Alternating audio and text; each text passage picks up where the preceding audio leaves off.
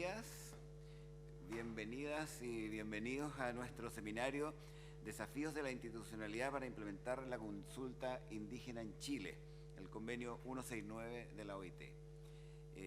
Como ustedes han visto en la invitación y en la documentación de este encuentro, el objetivo de nuestro seminario es presentar los resultados del estudio realizado por el Programa de Antropología Jurídica de la Facultad de Derecho de la Universidad de Chile, PRANJU.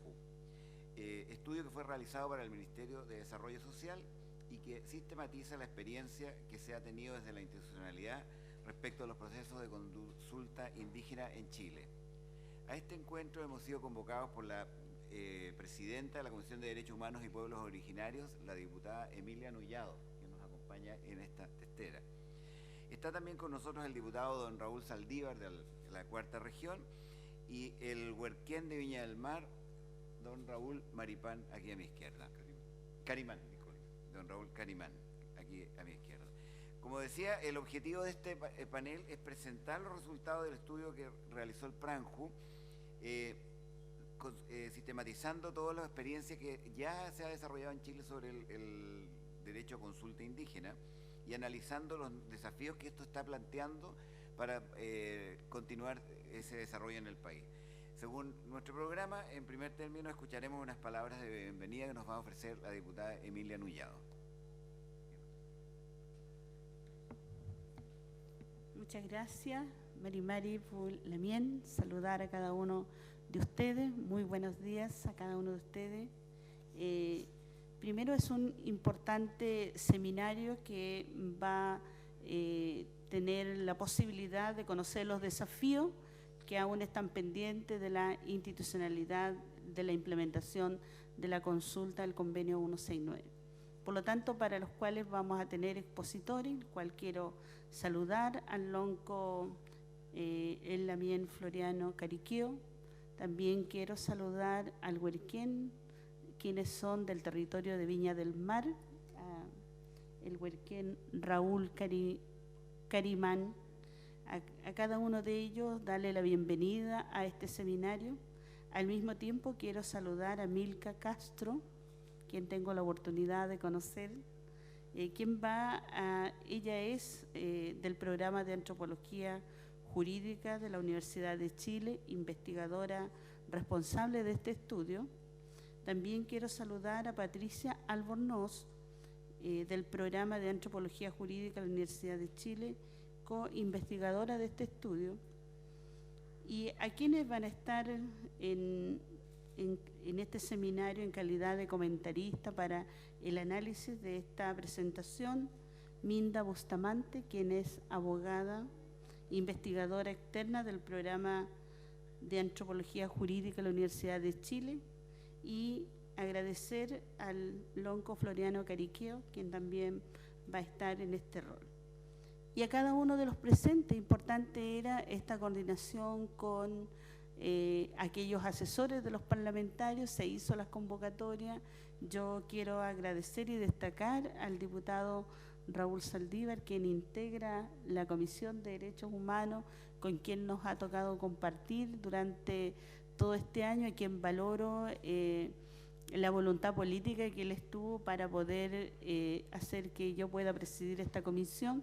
Y por lo tanto debo reconocer en él ese compromiso con los pueblos indígenas, la preocupación que él ha tenido, el haber compartido también en otra oportunidad un seminario organizado con loncos, líderes del pueblo mapuche de este territorio. Entonces, por lo tanto, hay un vasto compromiso. Y a quienes vienen y son asesores de la diputada Carmen Hertz, que están aquí presentes, también quiero destacar la participación que ha tenido la diputada en la Comisión de Derechos Humanos y a sus asesores que han podido venir. Y así a quienes se encuentran aquí, y me imagino que posteriormente seguirán incorporando muchos más. Pero el poder contar con este estudio va a permitir también tener una mirada respecto a lo que ha sucedido en Chile con la implementación de la consulta. Ayer teníamos una reunión con la diputada Girardi y tuvimos la oportunidad de conversar con el ministro Sichel, y veíamos y escuchábamos a través de sus palabras el poco compromiso que tiene el actual gobierno con los pueblos indígenas, y donde también hemos visto que a 10 años la implementación del convenio no ha estado. Por lo tanto, solamente se han remitido a que sea una corporación, la propia CONADI, que le han criticado, una institución que no ha tenido la capacidad, sus directores con los diversos cambios de gobierno, de ejecutar presupuestariamente los recursos, tanto para el Fondo de Tierra, Desarrollo y otros, y finalmente los que terminan perdiendo aquí son las propias comunidades. Y eso es muy lamentable. Y cuando uno quisiera y le pregunta a los ministros y a todos los que han estado, uno siente que ese desconocimiento de cómo aplicar las consultas respectivas en diversas materias a los pueblos, no hay conocimiento alguno de quienes le ha tocado conducir y ser los ministros de Desarrollo Social. Apostaban los pueblos indígenas, el cual me sumo, por tener una institucionalidad, porque exista un ministerio, porque exista mayor participación de los pueblos indígenas, y esta institucionalidad pueda hablar de igual manera y relacionarse de igual forma con los demás ministerios. Pero a 10 años hemos visto que no se ha normado el convenio 169, menos las posibilidades de consulta, si bien han existido, y la última que hemos tenido actualmente del gobierno sin la consulta previa a los pueblos indígenas, sin el consentimiento previo, libre e informado, a los cuales hayan tenido acceso los pueblos indígenas. Lamentablemente eso no ocurrió, y a partir de ahí el rechazo absoluto de la forma de cómo el gobierno pretendió llevar a cabo esta consulta, y posteriormente también el tocar algo tan sentido para los pueblos como es la modificación de la ley indígena. Por lo tanto, los derechos que los pueblos han adquirido no se pueden retroceder, y eso es un tema que lo tenemos que exigir. Y con respecto a esta consulta, también en el Congreso tenemos desafíos que debieran en un corto plazo resolverse. Desde el trabajo que hemos iniciado con varios parlamentarios que han estado dispuestos a que se establezcan procedimientos de consulta a las mociones, a las indicaciones parlamentarias, necesitamos que se pueda poner en tabla una propuesta que fue aprobada en la Comisión de Derechos Humanos y Pueblos Originarios, que va a permitir que las diversas comisiones, en las diversas mociones de parlamentarios e indicaciones, los pueblos indígenas deben ser consultados, porque muchos de los proyectos que se aprueban o que se rechazan y que terminan afectando a pueblos indígenas no son ni siquiera aquellos partícipes ni conocedores de aquellas mociones y proyectos de ley. Por lo tanto, también desde la comisión nos hemos propuesto, y con la bancada de pueblos indígenas, de seguir exigiendo que internamente este Congreso, tanto en la Cámara de Diputados y esperamos que en el Senado, se instale mecanismos de procedimiento de consulta. Por lo tanto, creo que de alguna forma quienes han tenido la posibilidad y el compromiso de poder primero conocer a las comunidades y a los pueblos indígenas, conocer los diversos avances en materia legislativa, pero que ha sido tan difícil que los diversos gobiernos puedan finalmente terminar normando el convenio 169, esto en la consulta, como así también en los diversos planes y programas que debieran adecuarse de acuerdo al territorio, a la forma, a la cosmovisión de los propios pueblos. Por lo tanto, allí hay una deuda que todavía sigue pendiente. Así que yo quiero dejar mi introducción hasta aquí y agradecer a quienes han tenido la posibilidad de venir a compartir aquí en este seminario, y también esperamos sumarnos más. Y tal vez no llegaron muchos, pero tendremos la oportunidad por lo menos de conocer el estudio que ustedes de investigación que han llevado a cabo, y donde también podemos compartir en la Comisión de Derechos Humanos y Pueblo Originario, en la bancada de pueblos indígenas, en la bancada del Partido Socialista, del cual somos parte con el diputado Raúl Saldívar, y donde también se encuentra su asesor acá presente. Así que yo quiero agradecer igual a Jorge Millaquén, que ha tenido esta coordinación. No nos ha ido muy bien, pero tendremos que continuar, y para la otra tal vez habrá que tener la realización de en otro espacio. Chaldu, Mañú. Muchas gracias, diputada Emilia Nullado. Antes de darle la palabra al diputado Saldívar, que desea hacer un breve saludo, quisiera recordarles a todos ustedes que este encuentro está siendo transmitido por streaming a través de la dirección web tv.cámara.cl/eventos, de manera que sin duda hay más gente que la que está en esta sala siguiendo este debate. Es la esperanza que uno siempre tiene. Dejo con ustedes al diputado Raúl Saldívar de la región de Coquimbo. Muchas gracias. Un saludo cordial, muy afectuoso a los presentes, a quienes están acá en la mesa, y simplemente me limitaré a entregar un saludo de buenos auspicios para este evento, que no me cabe duda es de gran importancia, sobre todo porque en este momento pareciera natural que las distintas sociedades adoptaran una actitud mucho más integradora con respecto a los pueblos originarios, a los pueblos indígenas, particularmente en Latinoamérica y específicamente en Chile. Pero eso no se ha dado. De los casi 50 millones de indígenas que habitan nuestro continente sudamericano, buena parte de ellos viven en pobreza muy extrema. Pero eso por la responsabilidad directa de los estados, que no han tenido la responsabilidad ni la mirada humanista de integrarlos en el grado y la forma que corresponde integrar. Porque, para ser sincero, la forma de integrar que tienen regular y normalmente los gobiernos es despojar a los pueblos de su cosmovisión e integrarlos y trasplantarnos a la realidad que viven los países y que es contrapuesta y absolutamente distinta a la formación cultural que tienen los distintos pueblos, que es rica por la integración y la cosmovisión integral respecto a la naturaleza y al cosmos. Y para muestra, ya lo sabrán nuestras académicas e investigadoras, muy bien, la consulta tiene una concepción mercadista, dándole a la tierra el valor de un bien transable.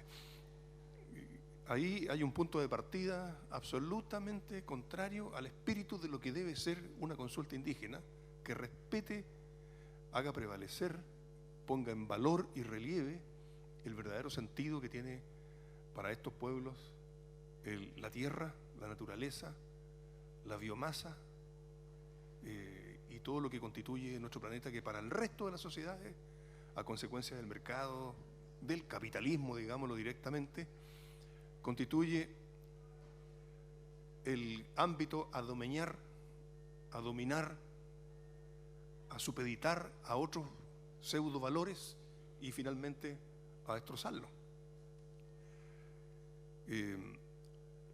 Hoy día estamos viviendo problemas profundos en lo que dice relación con el calentamiento global, con la huella de carbono que han comprometido a algunos países a disminuir, pero todavía no hay un mea culpa, alguien que asuma responsabilidades directas y que convoque al resto de los planetas a una cruzada global, porque las parcialidades por país, con leyes distintas, con formas distintas de enfocar, no van a obtener el resultado que debiéramos obtener. Mientras los japoneses salgan a cazar ballenas, no sirve de nada tener vedas en otros lugares. De manera que el llamado, me imagino, que vamos a hacer al concluir este seminario, que yo sé que va a ser fructífero, es precisamente a acoger a los pueblos con los cuales injustamente se ha tenido una actitud de Estado indolente, deshumanizada y con carencia absoluta de respeto por sus valores, su tradición y su cosmovisión. Ojalá logremos una consulta que esté a tono con lo que debe ser una consulta de esta naturaleza. Muchas gracias.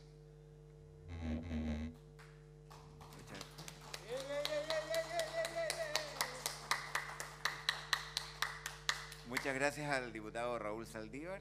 Y finalizando este panel inaugural, va a dirigir un saludo al huerquén de Viña del Mar, don Raúl Carimán. Por favor.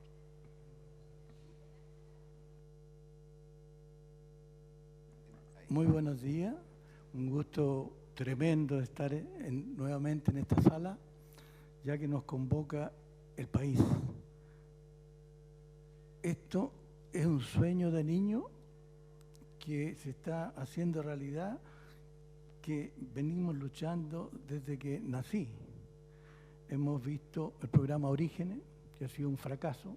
Hemos visto cómo la política también que se le ha dado a la CONADI, también otro fracaso. No están los perfiles de los responsables de que tienen que llevar adelante los programas y son, digámoslo sinceramente, puras prebendas y que no estamos acostumbrados y no nos engañemos. No nos interesa tampoco ser ricos. Jamás ha estado en eso, en nuestra cosmovisión ser rico. Lo importante es ser feliz, que es otra cosa totalmente distinta y que los griegos lo desarrollaron en forma magistral. Nuestros pueblos originarios también, todas las cosmovisiones de nuestros pueblos originarios son maravillosas. Pero viene esto que Bernardo Higgins decía, los monárquicos quieren aprovecharse de los pipiolos, ahora los republicanos quieren aprovecharse de los demócratas. Estamos viviendo el siglo XXI, donde están las tecnologías más importantes, donde nos estamos convirtiendo en esclavos de las tecnologías. Antiguamente eran grilletes, cadenas y látigos para poder trabajar. Hoy día es este instrumentito. Este instrumentito nos tiene capturado y nos está llevando al desfiladero y a la muerte de la raza humana, no del planeta, que es muy distinto. Entonces estamos viviendo procesos totalmente anacrónicos a lo que debe ser el ser humano. La raza humana puede desaparecer, pero el planeta no. Y es porque la envidia y el afán de riqueza y de aprovecharse del otro es el que está liquidando. El poeta mexicano Octavio Paz lo decía muy bien, la identidad y lo más importante es la otredad, el otro. Cuando el otro está bien, yo estoy bien. Y eso está dentro de la filosofía y dentro de la cosmovisión, porque para estar bien yo, el otro tiene que estar bien y el espacio tiene que estar bien. Lo más importante es el espacio que genera la geografía física y a la geografía humana, y la geografía humana define la geografía física. Entonces estamos en un proceso al revés, donde hay que apretar para poder subsistir. Y eso es lo que estamos haciendo. Eso está haciendo Estados Unidos en este minuto. Es el gran problema que tiene Europa. Y los japoneses andan igual, y los chinos con mayor razón. Entonces, creo que hay que detenerse a reflexionar y a pensar qué le vamos a dejar a nuestros hijos, a nuestros nietos y a nuestros bisnietos. Y eso lo hemos reclamado siempre. Tengo la experiencia de haber dirigido el primer hospital intercultural en los últimos 500 años, y ahí lo hicimos los mapuches. Y al final el gobierno y el Estado se subió al carro, cuando ya estaba todo hecho, porque todas las comisiones que nombraron no reunían el perfil mínimo de idoneidad y de profesionalismo. Es lo que quería mostrarle hoy día en esta breve presentación, pero hay mucho que discutir. Muchas gracias. Agradecemos al huerquén de Viña del Mar, Raúl Carimán, y damos de esa manera por finalizada esta ceremonia inaugural. Agradecemos a los diputados Emilia Nullado y Raúl Saldívar por acompañarnos en este momento, e invito a pasar a los integrantes del panel que va a abordar el informe del programa de Antropología Jurídica de la Universidad de Chile. Por favor, pasen la señora Milka Castro, doña Patricia Albornoz, doña Minda Bustamante y don Floriano Cariqueo. En mi lugar va a moderar este panel don Jorge Millaquien. Por favor, Jorge. Muchas gracias, diputado, muy amable.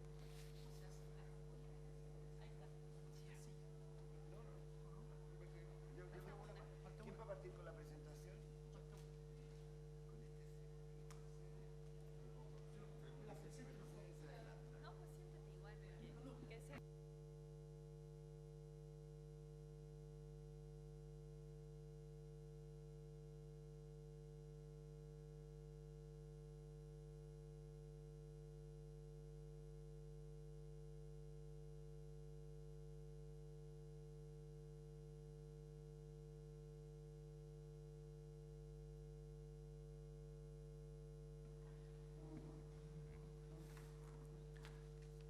Bueno, para dar comienzo, en esta primera parte, que es la presentación, los resultados de este informe por el cual está convocado este seminario, esta parte van a ser 40 minutos, 20 minutos por cada presentación, y la segunda parte, que son los comentarios, ahí tenemos 30 minutos, 15 por cada comentarista. Para partir, vamos a partir con doña Milka Castro. Ella es antropóloga, magíster en etnohistoria de la Universidad de Chile, doctora en antropología de la Universidad de Barcelona y dicta la cátedra de Derecho Indígena en la Facultad de Derecho de la Universidad de Chile. Y es fundadora y directora del programa de Antropología Jurídica e Interculturalidad de esta misma casa de estudio, con amplia experiencia en docencia, investigación y extensión en temáticas a nivel nacional e internacional, y es la investigadora responsable de este estudio. Así que dejo con usted a Milka.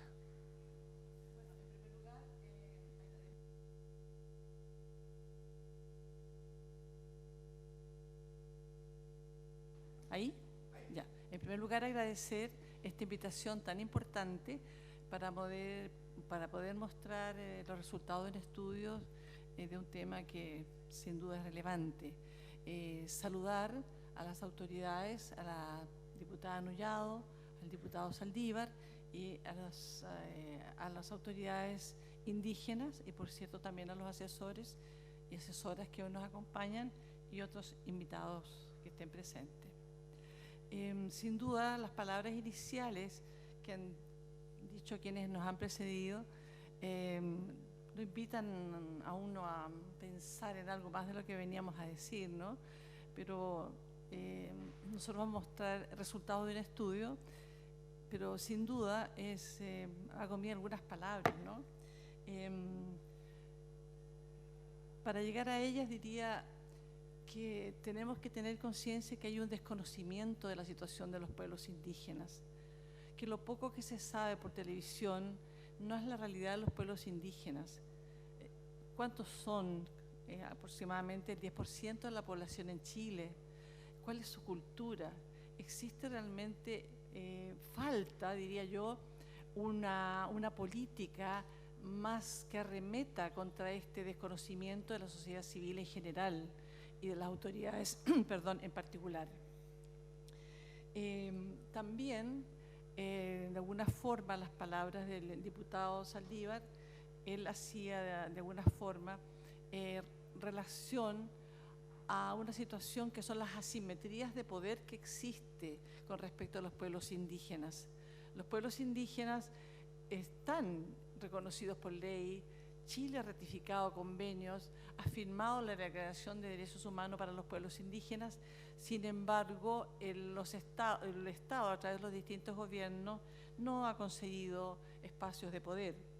Y yo diría que el convenio 169 hoy se encuentra capturado por el poder político, se encuentra capturado por los gobiernos de turno, se encuentra capturado por las políticas actuales, neoliberales, y como decía el diputado Saldívar, ¿por qué no decirlo?, dijo él, por el capitalismo.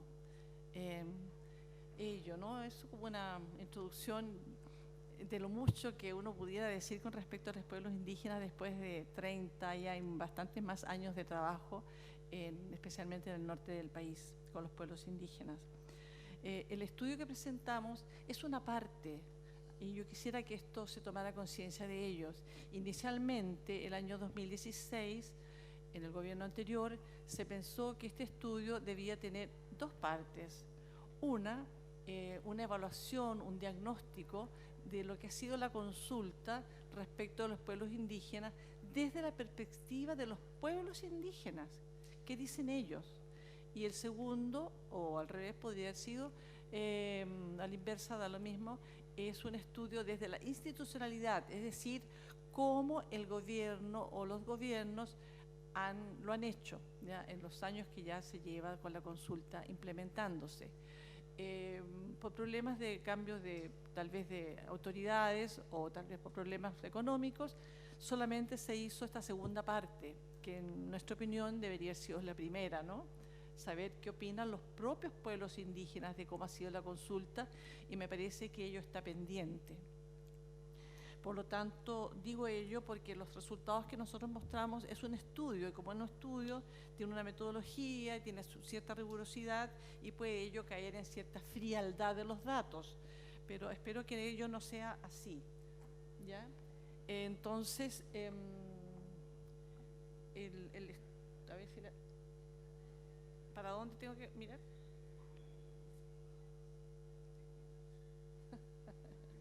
Es un poco de magia esto, ¿eh? Dijeron que se avanzaba y se retrocedía. ¿Con cuál? Pero, entonces usted va a tener que estar a mi lado. Con ese. Ah, sí, ya, ese computador. Ya. Bueno, lo que aquí se señala, disculpa que me dé vuelta, es que es el primer estudio a nivel latinoamericano que analiza el deber de la consulta previa en Chile. Ese es el mérito que tiene este estudio. Nosotros comenzamos este trabajo, en primer lugar, analizando muchísima bibliografía sobre los estándares. ¿Cuáles son los estándares que deben cumplir los gobiernos cuando deban aplicar la consulta previa? Y ahí se los voy a mostrar enseguida. Luego comenzó una larga búsqueda de las consultas. ¿Dónde están las consultas? ¿Dónde está el papel con el cual nosotros tenemos que trabajar y analizar? Fue bastante difícil llegar a cada una de ellas y también se lo vamos a explicar brevemente. Una vez obtenido esto, la metodología, definido los estándares que debe cumplir el gobierno de Chile, una vez obtenidas las consultas, trabajamos en la metodología. Consideramos que era pertinente entrevistar a las personas que habían estado a cargo de las consultas y se definieron dos grupos. Uno, las unidades de consulta, es decir, debería haber en cada ministerio o servicio una unidad que tuviera un jefe responsable de la consulta. A él, a ella se le entrevistó. Y enseguida consideramos que había que encuestar a cada una de las personas o equipos de personas, pero generalmente fue una persona que aplicaron la consulta en terreno. Fue una encuesta larguísima y tuvimos bastante éxito. 89 personas nos contestaron la consulta, por lo cual agradecemos nosotros a todas aquellas personas, que muchas de ellas ya no están en su servicio, que tuvieron la paciencia y el interés de entregarnos esto. Ahora, el principal objetivo fue deducir las lecciones aprendidas, ¿ya? ¿Qué nos enseña el análisis de estas consultas? Bueno, esto es un esquema nomás para poder situarnos desde lo que como yo veo en la situación, ¿no? Por un lado tenemos un convenio que reconoce derechos y uno de esos derechos es el derecho a la consulta.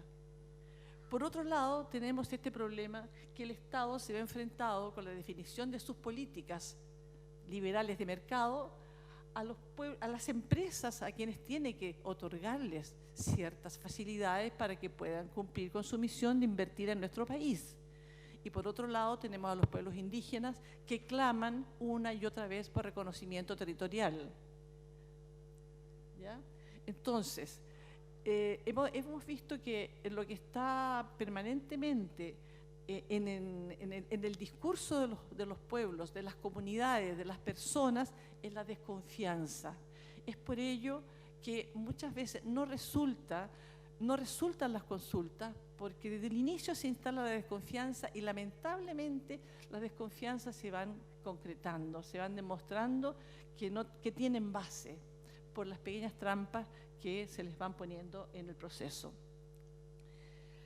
El total de consultas que al menos nosotros pesquisamos hasta el 2017 fueron 129. Finalizadas, en las que nosotros trabajamos con ellas, son 87 y pendientes que estaban en el curso son 42. Ahí están los porcentajes. Los procesos de consulta finalizados, ¿no es cierto?, a su vez se dividen con informes disponibles, otros no tenían informes y otros no tenían informes.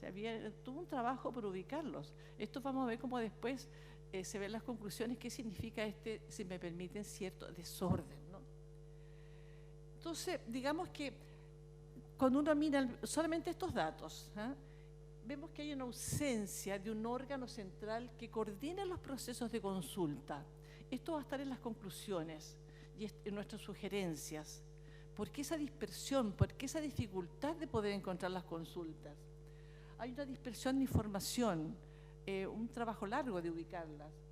Y solamente el 55% de los informes finales están a disposición del público por parte de los ministerios y servicios. Y de hecho, quiero también que ustedes lo sepan, este estudio fue terminado el año 2017, sin embargo, no se ha permitido que se pueda subir a las redes, que sea publicado por nosotros, solamente ustedes lo pueden obtener solicitándolo por transparencia. Ha sido un clamor de muchas personas, de muchas organizaciones, que esto debiera ya ser subido por el Ministerio de Desarrollo Social a su web, ¿no es cierto? Entonces, tenemos nosotros que de estos procesos un poco confusos, ¿no es cierto?, hay expectativas del Estado. ¿Cuáles son las expectativas del Estado con respecto a la consulta? ¿Es reconocer un derecho o es cumplir con una formalidad? Estas son las preguntas que yo me hago a partir de este estudio, ¿no? Por otro lado, ¿cuáles son las expectativas de los pueblos indígenas? Pensando bien, que se les reconozca sus derechos, que se les respete su territorio, su autonomía, su cultura. Sin embargo, los organismos del Estado tienen escaso conocimiento sobre los pueblos indígenas. Las personas que al final aplicaron la consulta nos confesaban, si se puede aplicar así, que salieron a hacer la consulta sin conocer realmente quiénes eran sus vecinos. Entonces, algunos sí, pero otros no. Entonces, ahí vamos a llegar a algunos resultados.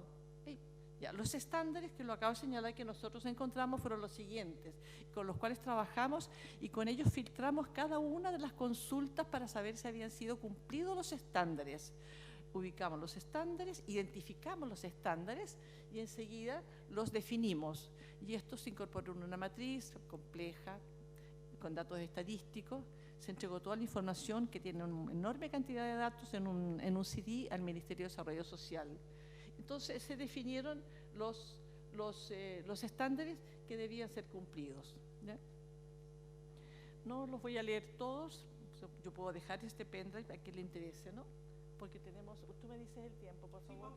Estamos bien, ya. Ya, las dificultades que encontramos para obtener, digamos, el registro de estos procesos de consulta, ¿ya? Un poco lo que yo ya les adelantaba. En Chile no existe un órgano que centralice y coordine los procesos de consulta, por tanto, no se dispone de un registro unificado que dé cuenta de ellos y el estado de los mismos. O sea, nosotros esperaríamos que ya se estuviera trabajando en ello, porque esto ya hace un año que se entregó esta información. Segundo, las fuentes para obtener información sobre los procesos están dispersas. Páginas web institucionales de ministerios y servicios para recabar información pública a este respecto. Uno tiene que hacer ese recorrido. Consultas por ley de transparencia oficinas de información y reclamos y sugerencias, OIRS, o directamente con el encargado de las unidades que abordan los asuntos indígenas de los ministerios o servicios. Entonces ustedes ya se dan cuenta de que no ha sido fácil el obtener la información que tenemos que analizar. El tercer problema, que podría llamarse, es que las consultas que el propio gobierno de Chile ha presentado ante los órganos internacionales como OIT y mecanismos de expertos de Naciones Unidas sobre los derechos de los pueblos indígenas también tuvieron que ser investigadas por nosotros para saber, para ubicar estas consultas, ¿no? Entonces teníamos que ubicar cuántas consultas habían allí. Las respuestas al cuestionario del mecanismo de expertos desde las Naciones Unidas sobre los derechos de los pueblos indígenas por resolución. Es decir, también mirar aquello, revisar aquello, el cuestionario y mecanismo de expertos, qué decía con respecto a las consultas hechas en nuestro país.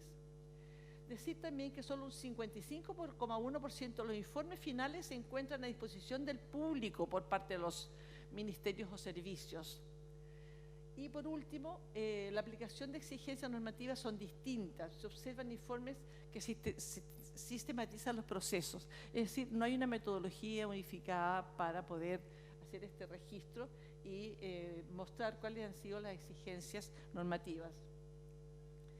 Los procesos de consulta que ya están finalizados y cuáles están pendientes son los siguientes, ¿ya? Los mostraba antes, ahora va en un gráfico, son 129, pendiente 42, finalizado 87. ¿Ya? Hay dos situaciones, como les decía antes, con informe final y sin informe final. Ahora, ¿cuáles son los ministerios que han realizado una mayor cantidad de consultas? Y no me voy a referir a qué tipos de consultas porque sería muy largo, ¿no? Pero al menos ustedes ya se dan una idea que es el Ministerio de Obras Públicas el que tiene la mayor cantidad de consultas, con el Ministerio del Medio Ambiente. Le sigue el Ministerio de Desarrollo Social y de Bienes Nacionales y de Energía. Los otros ya están en tercer nivel, ¿ya? Ahí están los caminos, por ejemplo, bueno, todo lo que tenga que ver con obras públicas. De acuerdo a los pueblos indígenas donde se hayan realizado una mayor cantidad de consultas, como ustedes lo pueden ver, en primer lugar resalta, ¿no es cierto?, el pueblo mapuche con un 30,4%, enseguida el pueblo aymara en el norte del país, las regiones de 15ª y primera región, y el pueblo Rapanui con el 11%. Los otros ya están bajo el 10%, como son los quechua, los atacameños o licanantay, los llamanos o yaganes y los de Aguitas. Las materias consultadas en términos generales, podemos decir, de los procesos de consulta registrados, los ministerios que cuentan con mayor número de consultas finalizadas, como vimos en el cuadro anterior, es el Ministerio de Obras Públicas, y las consultas son principalmente correspondientes a prefactibilidad y diseño vial. Obras portuarias como diseño de caletas, borde costero portuario e infraestructura. Esos son ejemplos solamente, ¿no? En el Ministerio de Medio Ambiente, el Servicio de Estudios Ambientales, o sea, el 30% de los casos corresponden a proyectos mineros, ¿ya? Optimización de proyectos, continuidad operacional, por ejemplo, actualización y otras fases de desarrollo en las cuales se tiene que hacer consulta. Centrales hidroeléctricas, parques eólicos, parques fotovoltaicos y las líneas de alta tensión, entre otros. La mayor cantidad de consultas se producen respecto a inversiones privadas y públicas. Implica susceptibilidad de afectación directa en los territorios asociados a dichos proyectos.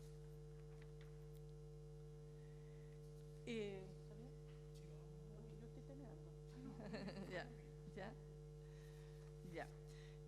Entonces, ¿cuáles son las consideraciones finales que yo voy a hacer de lo que he expuesto? Porque en una segunda parte, mi colega investigadora, co-investigadora del proyecto, Patricia Albornoz, les va a hablar de las lecciones aprendidas, ¿ya? Que son como la parte también importante de este estudio. Entonces, las consideraciones finales dicen que identificar las acciones positivas y otras que ameritan una modificación al plano institucional. Especial atención se plantea sobre las siguientes materias. Sobre la coordinación, registro y seguimiento de estos procesos. Esto debe ser mejorado, ¿ya? Esto debe ser mejorado. Como ya lo vimos, ¿no es cierto?, existe una debilidad en todo ello. Yo recuerdo en las encuestas y en las entrevistas especialmente, reiteradamente nos decían, no hay una unidad central que nos organice, que nos ordene. Y hay un tema del presupuesto también. No todos los ministerios tienen el mismo presupuesto, ¿ya? Hay ministerios que no los voy a nombrar que los hacen bastante cómodos, otros no, y no saben cómo hacerlo. Hay un tema también interesante, que resulta que la Corporación Nacional de Desarrollo Indígena, desde sus inicios, de acuerdo a la ley, ¿no es cierto?, obligó a las personas que querían acceder a la identidad indígena a inscribirse como indígenas, y más aún si después querían organizarse de alguna manera conforme a la ley. Y eso era comunidades o asociaciones. Entonces,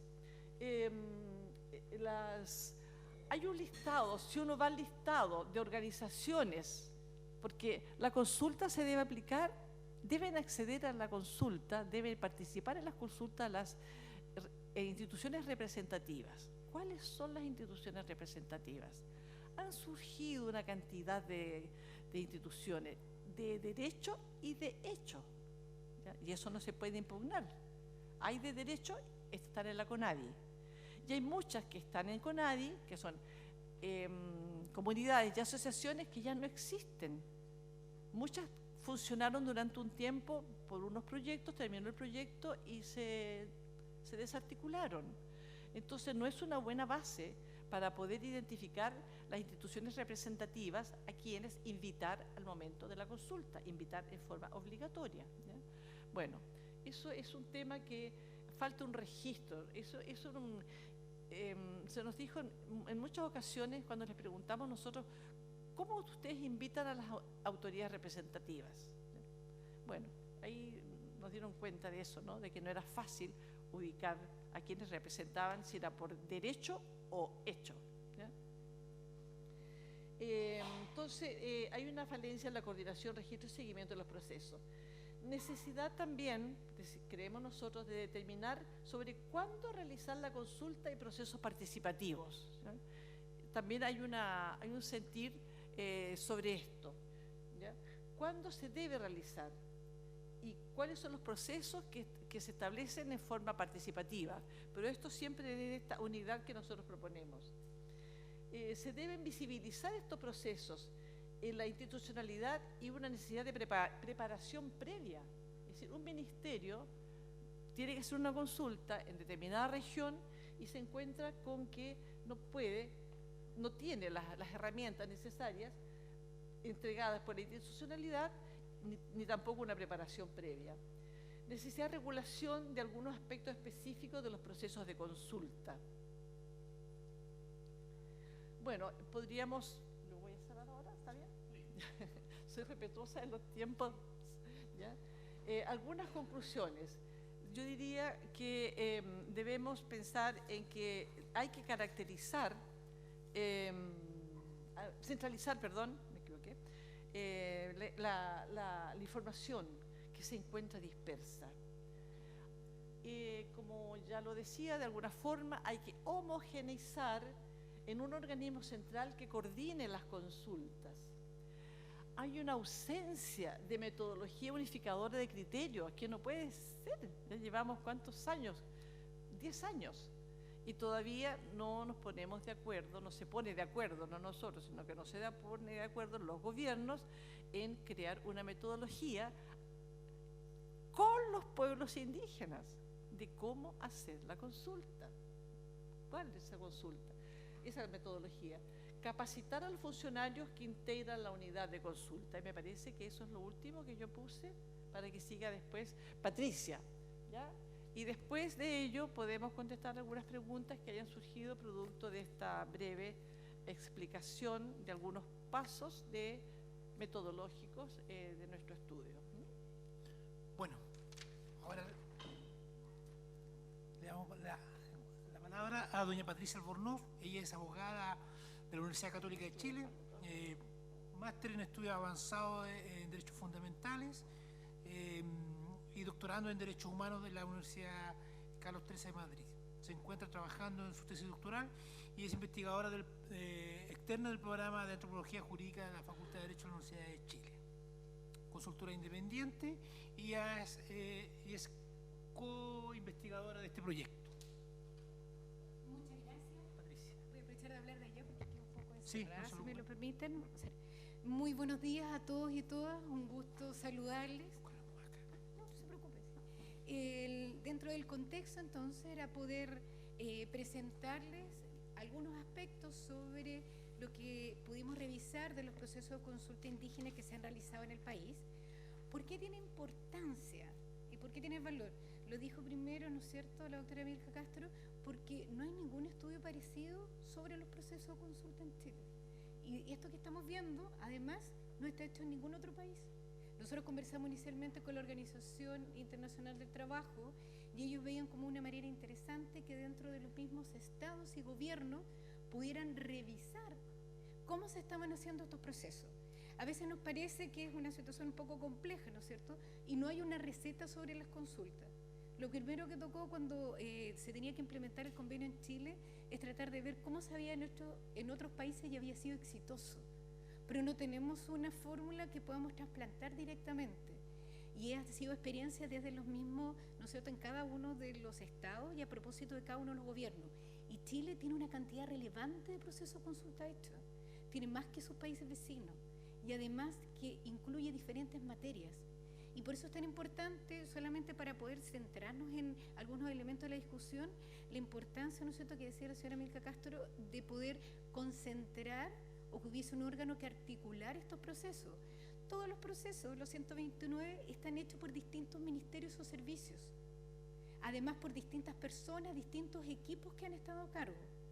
Por ejemplo, a propósito de la última consulta que estaba vigente, para el Ministerio de Desarrollo Social, ¿no es cierto?, y la familia, ex Ministerio de Desarrollo Social, ex Ministerio de Planificación, ¿no es cierto?, y Desarrollo, y anteriormente es la 7ª consulta. Pero el tema de fondo y un poco de los elementos que nosotros queríamos rescatar eran cuál de esos elementos habían un aprendizaje que se iba, ¿no es cierto?, valorando y aquilosando y tomando medidas para que estos procesos sean de mejor forma. Con muchos de los equipos que nos encontramos era el primer proceso que les tocaba enfrentar. Y lo único que trataban de ver eran algunos procesos que encontraban exitosos a nivel nacional, como por ejemplo el del ex Consejo Nacional de la Cultura y las Artes. Entre sus pares ese era considerado un proceso de consulta nacional que fue de una manera interesante, exitosa y tuvo también resultados. Y las consecuencias, quiere decir, esa, ¿no es cierto?, esa propuesta normativa, en definitiva también se pudo concretar en un proyecto de ley y en el formato que hoy día tiene también el Ministerio, ¿no es cierto?, de las Culturas, las Artes y el Patrimonio, ¿ya? Y entonces tienen esos elementos. Pero todos los demás ha sido un aprendizaje y un reconocimiento también de los errores, y por eso es importante cómo la institucionalidad recoge esos aspectos y se puede ir haciendo cargo de cómo encauzar estos procesos, ¿ya? ¿Y por qué es importante el derecho de consulta? No deja de lado otras inquietudes, ¿no es cierto? Y tanto la estrategia de los pueblos indígenas durante este tiempo pueden ir cambiando y hoy día también nos podemos situar en un contexto distinto. Pero el derecho de consulta, hay un autor que se llama Bartolomé Clavero, y cuando era miembro del Foro Permanente en Cuestiones Indígenas, le daba el carácter a este derecho como un derecho interlatinoamericano, porque decía que para los pueblos en América Latina era como una lanza, como una punta de inflexión para el reconocimiento de sus otros derechos. Lo que estamos hablando de una capacidad de dialogar, puede tener influencia y tomar decisiones en los ámbitos que le son propios. Es una forma de participación, es una forma primaria de participación, ¿no es cierto?, y quizá de autonomía. Algunos elementos respecto del cumplimiento de los estándares y las lecciones aprendidas. Estábamos, ¿no es cierto?, en el poder reconocer que habían procesos distintos y que era muy importante unificar la información para poder discutirla. Por ejemplo, ¿cuánta gente participa en un proceso de consulta hoy día? Nosotros lo que podemos encontrar en los registros, los informes, que nadie pone la forma en que mide. ponen la persona que vino una vez, sacamos un promedio, ni siquiera tenemos un registro de hombres y mujeres que participan. Y no en todos los casos ni siquiera dicen qué organizaciones participaron. Entonces tenemos solamente números, pero no sabemos las condiciones, si esas personas fueron... ¿A qué le llamamos que las personas participen? O consideramos los marcos de participación. Y ahí hay importancia entonces en el rol del funcionario público, porque toda la información que nosotros pudimos recabar es a través de los registros que ellos han hecho. Entonces por eso encontramos fundamentales el rol que el Estado debe tener dentro de ese ámbito hoy día.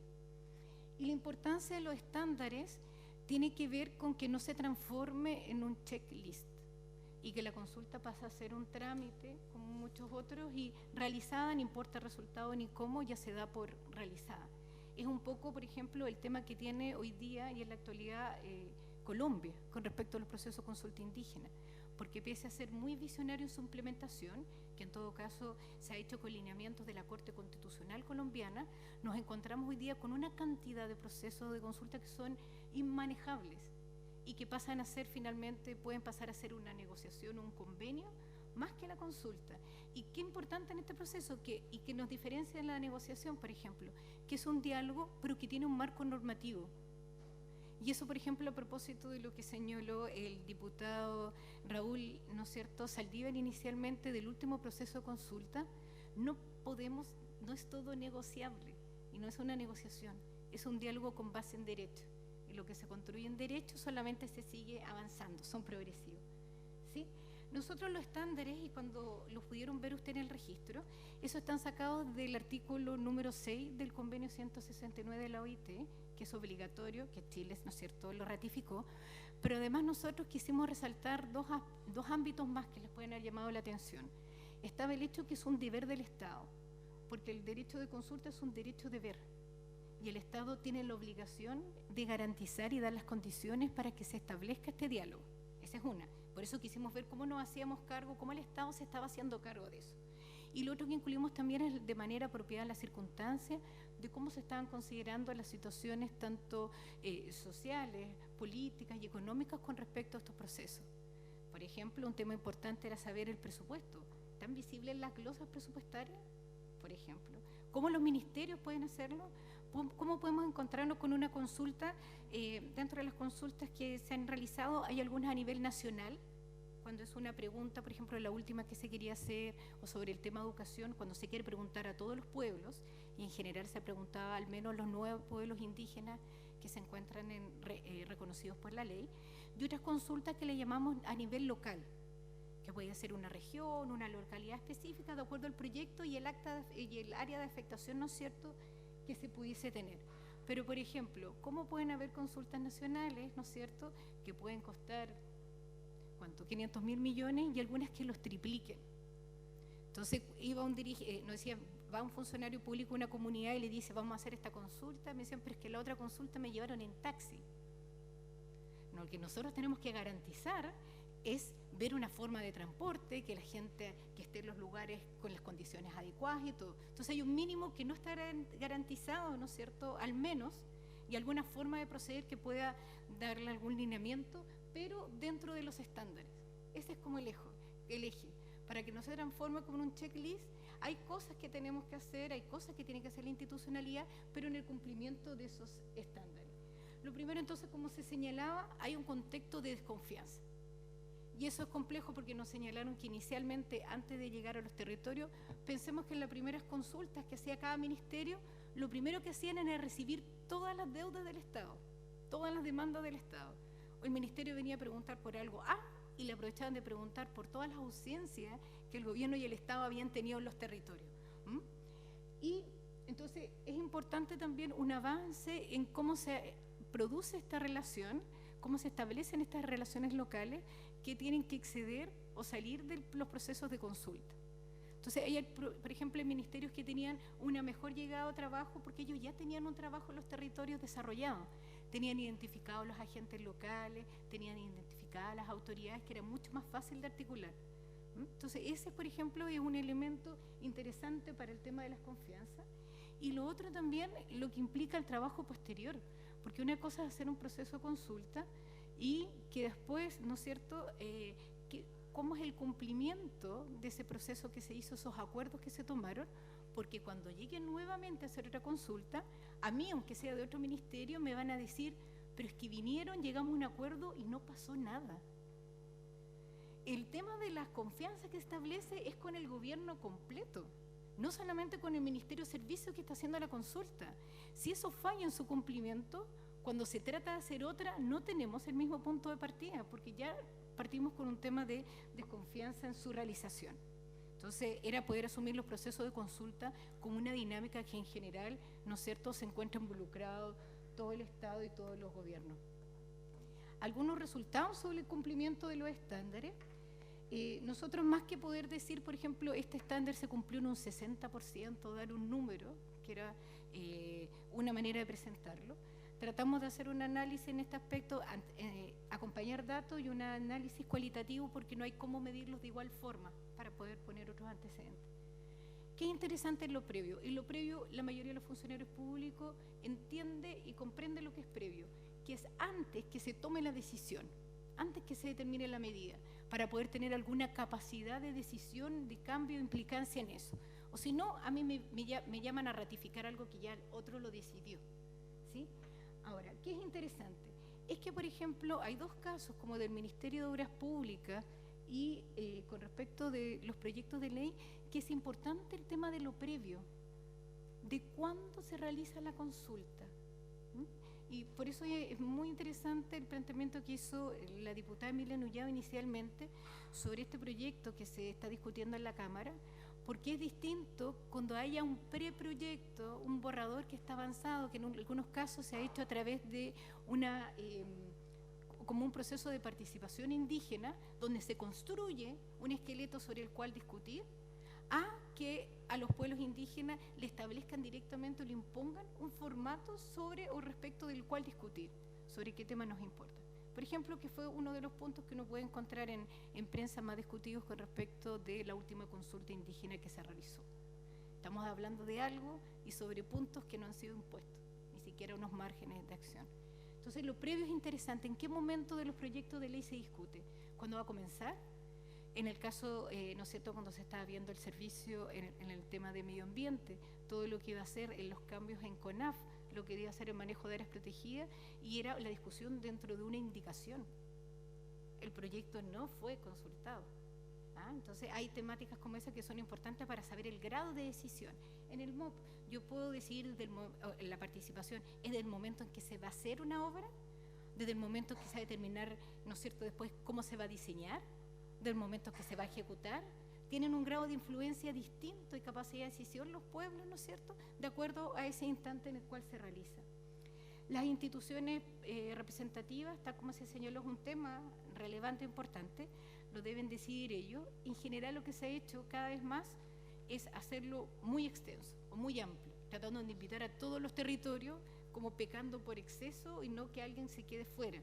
Y han sido, ¿no es cierto?, en algunos procesos, como se ha dado cuenta, algunos intervinientes relevantes que han quedado fuera de las mismas discusiones. Entonces, por eso es importante el trabajo territorial y ese mapa. Si hemos hecho 129 consultas a nivel nacional, ¿cómo no podemos tener un pequeño borrador, un pequeño esquema de quiénes son las instituciones, quiénes están participando y que se validan entre sus mismos pares?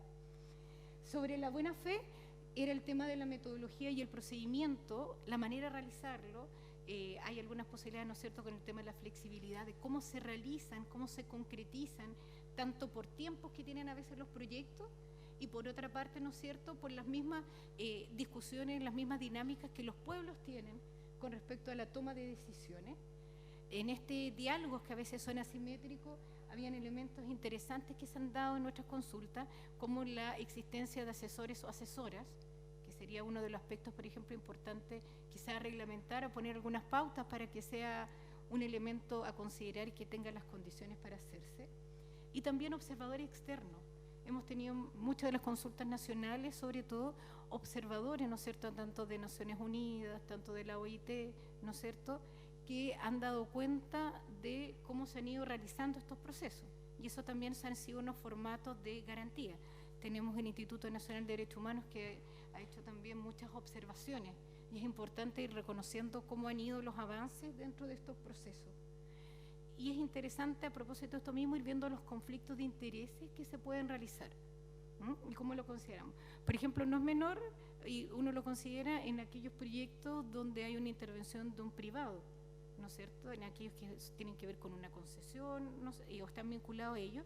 Entonces, había muchas preguntas y habían casos que nos decían, no, es que lo hicimos en la oficina de la empresa que quiere la concesión, o las bolsitas decían su logo. Entonces son ciertos elementos, pero nosotros decimos cómo puede manejar el Estado y la institucionalidad su rol de garante, ¿no es cierto?, frente a estos conflictos de intereses. O si, por ejemplo, uno de los primeros casos de consulta fue cuando que se quería llevar, no sé si se acuerdan, un Moai de Rapa Nui a una exposición en París. Entonces tuvo que haber un cambio dentro del Consejo de Monumentos Nacionales porque la persona que lo impulsaba estaba comprometida y estaba vinculada con el proceso y tenía toda la intención de que el Moai sí o sí fuera, digamos, a la exposición. Entonces, como un tema de conflicto era, bueno, tenemos que garantizar los elementos para poder realizar. Me fui. Fue un momento rápido. La finalidad de llegar a un acuerdo y ahí la importancia de nosotros tratamos de ver cuál es el nivel de cambios que pueden haber tenido las propuestas. Y eso es relevante, o tratamos de considerarlo como una forma de pensar qué grado, ¿no es cierto?, de discusión pudo haber y de puesta en el tapete o en el proyecto final de la participación y de los intereses de los pueblos indígenas. Y eso, bueno, fue una de las medidas que nosotros vimos que en general habían modificaciones dentro de los procesos que se estaban realizando, pero que es importante, ¿no es cierto?, de estas modificaciones, de estos cambios que se pueden hacer en los procesos inicialmente. Uno, el cómo se llevan a cabo, que es la idea de los procedimientos apropiados, que se haya hecho adecuadamente y con todas las garantías, por ejemplo, que se haya contado con toda la información. Entonces, un tema es que no tengamos hoy día los informes disponibles, pero lo otro es que durante el proceso se debe tener la información disponible, tanto para la gente como la que se participa, ¿no es cierto?, los participantes directos, como también, ¿no es cierto?, la que se estime conveniente para otros externos. La posibilidad de hacer una traducción de esa información, o que sea lo más clara posible. Pensemos en lo que significa conocer, por ejemplo, muchas gracias, imaginemos lo que significa conocer un proyecto de inversión, ¿no es cierto?, que tiene muchos datos técnicos, muchos datos hidrológicos, de flora y fauna, etcétera, y que podamos comprender en ello la afectación que a nosotros nos puede, ¿no es cierto?, en este caso al pueblo originario, asumir. De manera apropiada a las circunstancias, que se pueda adoptar a los imprevistos y situaciones que se puedan realizar. Pensamos en una consulta modelo, pero ¿qué pasa en una consulta donde estamos haciendo en un sector antiplánico? Las distancias son distintas, la movilidad de la gente también, o en el sur donde la gente se tiene que trasladar en islas, ¿no es cierto?, o en lanchones de un islote al otro. Y del deber del Estado es la importancia, ¿no es cierto?, y se destaca la colaboración que tuvo el Ministerio de Desarrollo Social con respecto a estos procesos, pero es importante el ver cómo se va a articular y cómo se puede concentrar la información y articularla, porque, por ejemplo, nos encontramos con muchas consultas que se hicieron en paralelo a las mismas comunidades, y al final la gente tenía que consultarse y decidir, ¿participo en esta o en la otra? ¿Cómo era una mayor coordinación? Si uno se encontraba con una consulta en Rapa Nui, que era el mismo espacio físico, no había territorialmente otras posibilidades, y en otras comunidades también, como las del extremo austral, ¿cómo hay una posibilidad de coordinación, ¿no es cierto?, para que tampoco la gente se sature y pensemos que sea un checklist y no pierda el carácter que pueda tener. La adecuación entre los ministerios, hay varios ministerios que están trabajando sobre varias temáticas. En el caso de Rapa Nui se hicieron experiencias bastante interesantes dentro de esa articulación, para tener una respuesta también integrada, porque uno preguntaba y decía, por ejemplo, hubo una consulta puntual en la que yo participé como asesora en el Salar del Huasco sobre la determinación como parque nacional, o el decreto como parque nacional. Y estaban en eso, y por otro lado estaba la discusión sobre las áreas protegidas y todo lo que tenía que el servicio de la biodiversidad, pero no era posible comunicar una con otra. Entonces, aunque tengan que ver los mismos las temáticas, no tenemos cómo articularlos para que tengan un mayor y un ejercicio efectivo. Lo más importante que nosotros queríamos recabar a propósito de las lecciones aprendidas era el poder reconocer y recoger la experiencia que el Estado ha tenido y los gobiernos, distintos gobiernos, han tenido con respecto a estos procesos de consulta. En este momento la experiencia se lo han llevado los funcionarios que han estado ahí, y muchos de ellos han cambiado. Nosotros nos encontramos con cambio de la mayoría de los funcionarios en el trayecto de terminar el proceso. Entonces, tienen que haber mecanismos donde la institucionalidad recoja esta información, tenga parámetros para poder considerarla, ¿no es cierto?, para poder entender, estamos participando en las instituciones y todo, y puede hacer también elementos que les sirvan a sus políticas públicas. Las consultas parecen como una figura aislada de las políticas públicas o de las articulaciones que se producen dentro de los territorios. Muchas gracias.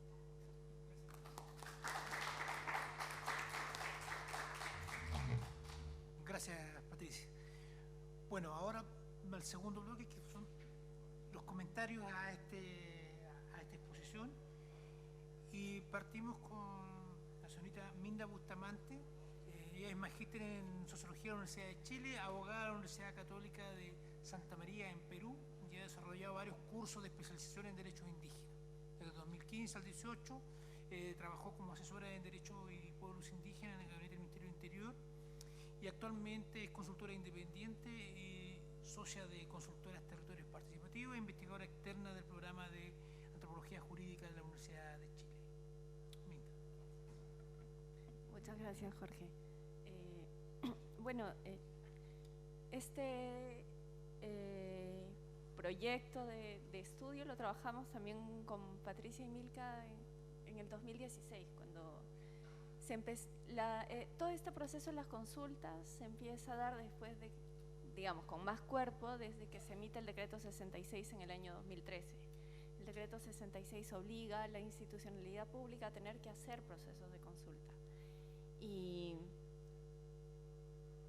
cómo lo hacíamos? Ningún proceso de consulta es igual, por muy exitoso que haya sido en América Latina. Por ejemplo, el caso colombiano no se puede equiparar con el caso de Chile, o el caso peruano no se puede equiparar con el caso de Chile o con el colombiano. Uno puede tener las experiencias del extranjero y tomarlas como ejemplos, pero nunca se van a poder aplicar exactamente como hay. Ningún proceso de consulta además tiene una receta mágica y ninguno es igual al otro. Tal como decía Patricia, puede ser en un mismo territorio con un mismo pueblo, pero pueden llegar a ser 2 o 3 procesos completamente diferentes.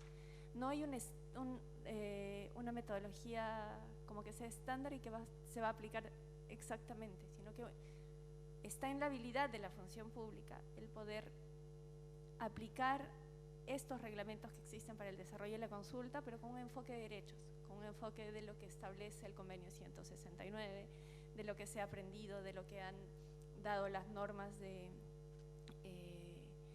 la Comisión Interamericana de Derechos Humanos, que ha tenido también una evolución en cuanto al tema de los derechos de los pueblos indígenas, diversas sentencias, especialmente la sentencia de Sarayaku, que también da ciertos lineamientos, que es del 2012, y en toda esa situación, como funcionarios públicos, que me tocó estar también en este lado, teníamos que aplicar la consulta. Y la consulta es un derecho de los pueblos, sí, así lo establece el convenio 169, pero además es una obligación de las entidades públicas. Y como esta obligación, uno tiene que aplicarla de buena manera. Pero como las consultas las aplican los funcionarios públicos que muchas veces no han tenido una formación en derecho de pueblos indígenas, que no han tenido una cercanía al tema de a los territorios distintos, que no han visto las vivencias o las lógicas propias, las dinámicas propias de las comunidades, o en el caso de Chile también, que se dio una consulta en un área urbana, que es para muchos de los otros países una situación única, y que se da precisamente por la apropiación cultural de los pueblos indígenas de los espacios donde habitan. Y Chile es uno de los países que tiene una población urbana, indígena urbana muy importante. Entonces, ¿cómo adecuamos esa normativa como funcionarios públicos obligados a aplicar a este derecho, ¿no? ¿Cómo aplicamos este derecho, que además es un derecho colectivo, que salía de todas las percepciones que teníamos como funcionarios públicos de lo que era un derecho individual? Los derechos para nosotros están pensados desde el individual: un RUT, un beneficio, un subsidio y una aplicación. Pero el caso de la consulta es un derecho que va un poco más allá, que va a lo colectivo. ¿Cómo nos imaginamos como pueblo y cómo nos relacionamos con un pueblo? o con una comunidad o con una organización. En el año 2016 acabábamos de terminar, 2016 se acaba de terminar la consulta del Ministerio de Pueblos Indígenas y el Consejo de Pueblos, que esperemos pueda tener rápidamente, hacemos una invocación a que rápidamente se pueda tener un resultado, porque generó muchas expectativas en las comunidades y fue una primera experiencia de aprendizaje de la institucionalidad pública de poder aplicar un proceso de consulta.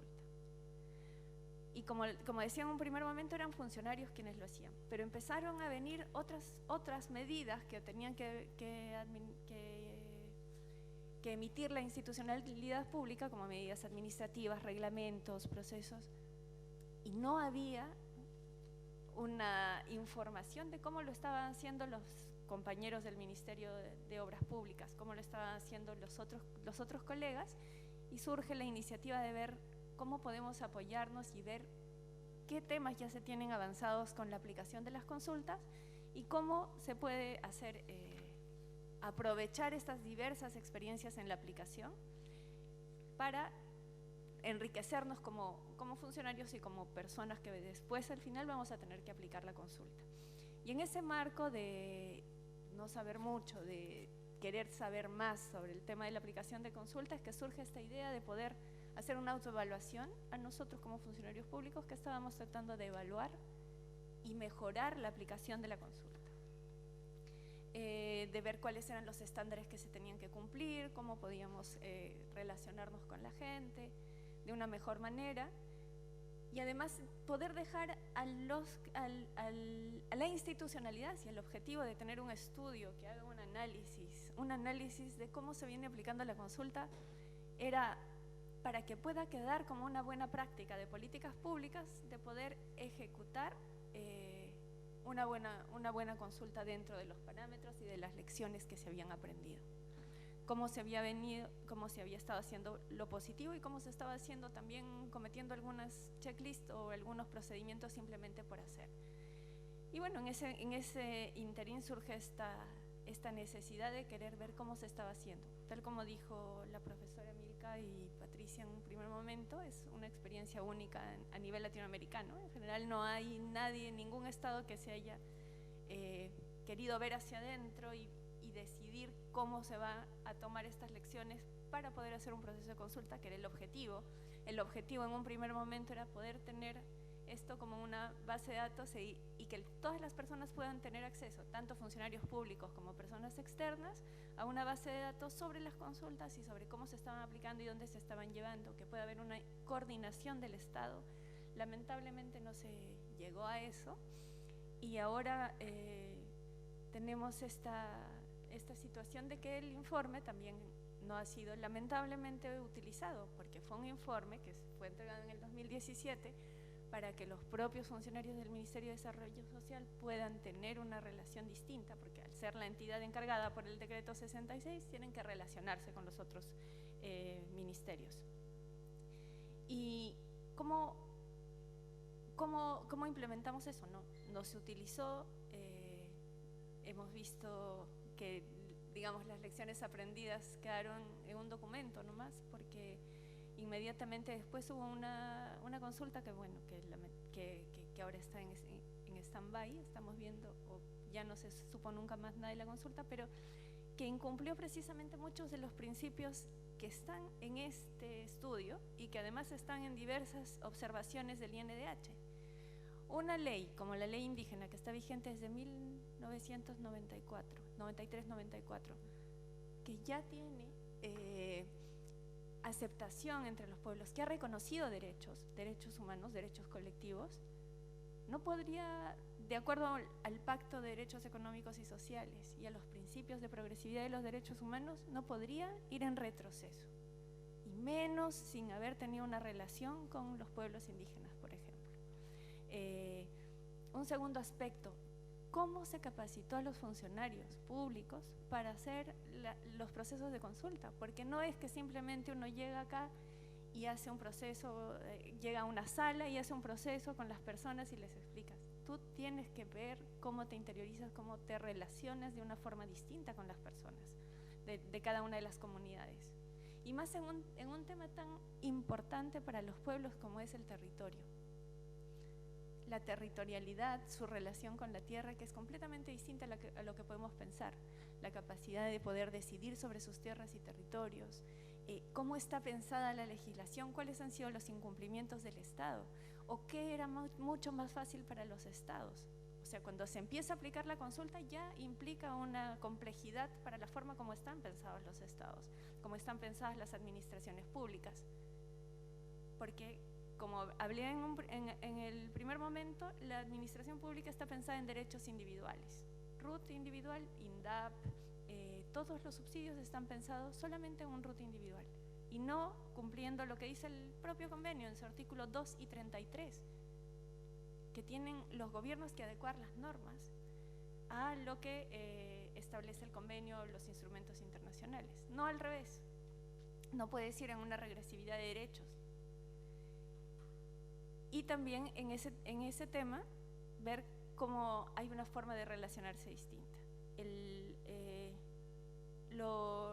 Había toda una inquietud, además de los funcionarios públicos, de cómo aplicar las consultas, porque la Contraloría también tiene un papel muy importante en esto. La Contraloría General de la República hizo un dictamen, emitió un dictamen a una consulta del Ministerio de Salud y dijo que esta consulta no se había apegado a lo que establecía el decreto 66 y que se había hecho solamente con las normas del convenio, pero que tenía que apegarse a lo que establecía el decreto 66. Y en ese sentido, la Contraloría ha empezado también a revisar las acciones de los funcionarios públicos. ¿Cómo se están emitiendo los reglamentos? Son actos, tal como dice el artículo 6 del decreto, discrecionales. Cuando son actos discrecionales de los funcionarios públicos o de las autoridades, tienen que ser consultados. No es necesario, como pasa muchas veces, que tenga necesariamente la palabra indígena, porque yo he visto funcionarios, reglamentos, decretos, que tratan de eliminar la palabra indígena para evitarse el poder hacer una consulta, porque la consulta sigue siendo un monstruo para los funcionarios públicos. Y después de este último proceso, peor. Entonces, no tenemos que tener, porque no se trata de un término, no se trata del término, se trata de derechos. Entonces, por más que en un documento no exista la palabra indígena, como en varias leyes, que está la de APR, por ejemplo, el reglamento de las aguas potables rurales, ahí uno puede buscar todo el reglamento de APR y no van a encontrar la palabra indígena, por ningún lado. Pero ese reglamento, por ejemplo, sí ameritaba una consulta, porque sí se aplica en zonas donde se afecta territorios y tierras de comunidades indígenas. Y todavía queda esa deuda, ¿no? Era algo que quisimos dejar planteado para que la institucionalidad pública tenga una herramienta de la cual asirse para poder tener una mejor aplicación de este derecho de obligación, derecho de deber. Y bueno, lamentablemente estamos a la espera de que se siga implementando la consulta y que los derechos de los pueblos indígenas no causen temor en los funcionarios públicos. Yo creo que eso es un gran desafío que no pudo estar plasmado, pero que hemos ido viendo que es un temor, ¿no?, de cómo enfrentarse a la consulta. Bueno, esos son los pequeños aportes. Gracias. Gracias, Minda. Ahora le damos la palabra a nuestro peñi, Laureano Cariqueo. Él es autodidacta, dirigente mapuche, ha participado activamente en los últimos 3 procesos políticos, sociales de nuestro país, desde joven, muy joven tiene que decir. El joven mantuvo su preocupación por la justicia social y conoció de cerca la usurpación de tierras de su mismo abuelo paterno. Durante la dictadura participó desde el comienzo en la reactivación del movimiento mapuche en 1976. Posteriormente se incorporó a la organización ATMAPU, participó en el impulso y trabajo de mapuche urbano en la región metropolitana, creando ATMAPU metropolitano y posteriormente en el programa de desarrollo mapuche urbano.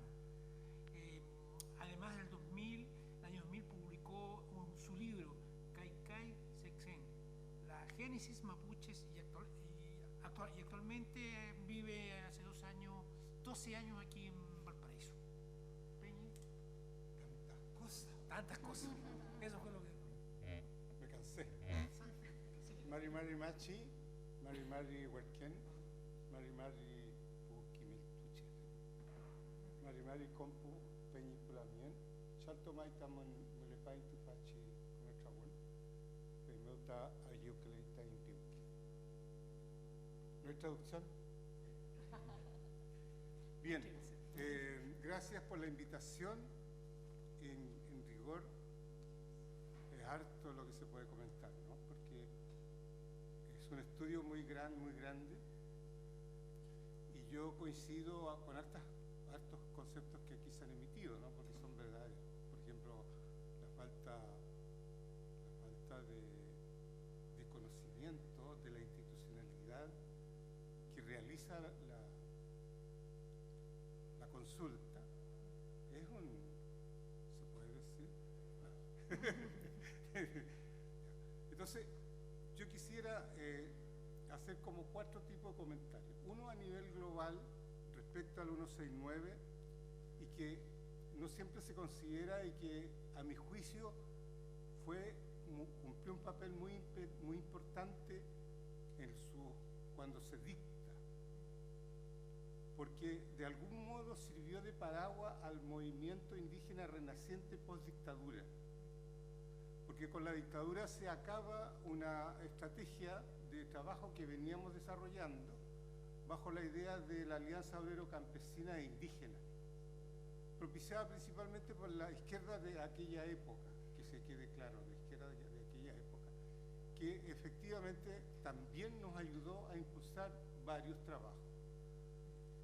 Y paradojalmente, este documento contribuye a eso, a crear un espíritu más autonomista en nuestra lucha. ¿Ya? Entonces, eso. Segundo, comentar que yo creo que hay mucho desconocimiento acerca de la importancia del 169. Nos permite hacer muchas cosas más que la consulta. ¿Ya? Eso a nivel general es lo que yo quería comentar. Y el otro, que también me parece importante considerarlo, es que tanto el convenio como la ley indígena tienen el acento que usted lo mencionó más nítidamente, que tienen una visión absolutamente campesinista. Y con esa visión campesinista de lo indígena igual rural, en realidad no se puede avanzar mucho, porque yo no sé a nivel internacional si coincide, pero acá más del 50% somos urbanos. Dicho esto, me voy a referir, en relación al estudio, me parece muy importante, hacía falta, y que lamento que no se puede publicar, que yo no sabía que no se podía publicar, y hay que hacer todo lo posible por compartirlo, porque se conozca, y un poco reflejarle a las propias autoridades lo que están haciendo.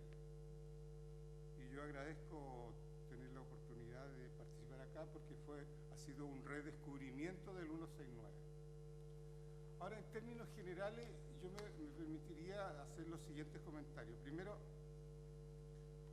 en la estructura de relacionamiento que la profesora Milka hablaba y ponía en lugar arriba pueblos indígenas, yo tengo la concepción de que es inverso. Primero es el Estado, las empresas y finalmente los pueblos indígenas. Y esa relación ya crea un conflicto en sí mismo, porque se impone la visión piramidal del pensamiento moderno. Y ya partimos con un choque con el pensamiento original. Entonces, yo creo que eso marca no solamente la cancha, como se dice, sino marca todo el proceso y el final.